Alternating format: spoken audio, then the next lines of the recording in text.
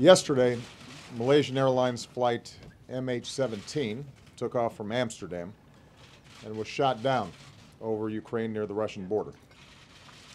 Nearly 300 innocent lives were taken. Men, women, children, infants who had nothing to do with the crisis in Ukraine. Their deaths are an outrage of unspeakable proportions. Evidence indicates that the plane was shot down by a surface-to-air missile that was launched from an area that is controlled by Russian-backed separatists inside of Ukraine. We also know that this is not the first time a plane has been shot down in eastern Ukraine. Over the last several weeks, Russian-backed separatists have shot down a Ukrainian transport plane and a Ukrainian helicopter, and they claimed responsibility for shooting down a Ukrainian fighter jet. Moreover, we know that these separatists have received a steady flow of support from Russia. This includes arms and training. It includes heavy weapons, and it includes anti-aircraft weapons. Because of the technical complexity of the SA-11, it is unlikely that the separatists could effectively operate the system without assistance from knowledgeable personnel. Thus, we cannot rule out technical assistance from Russian personnel in operating the systems. A full, credible, and unimpeded international investigation must begin immediately.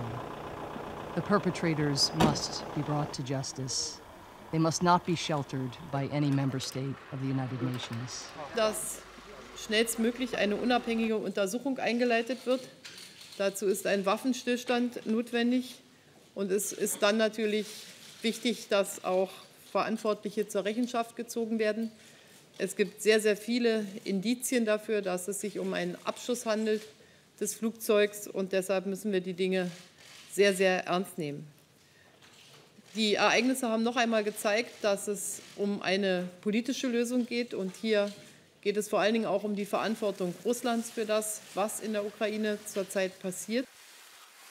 Безусловно, государство, над территорией которой это произошло, несет ответственность за эту страшную трагедию. На этой земле был мир, и во всяком случае не были бы возобновлены боевые действия на юго-востоке Украины.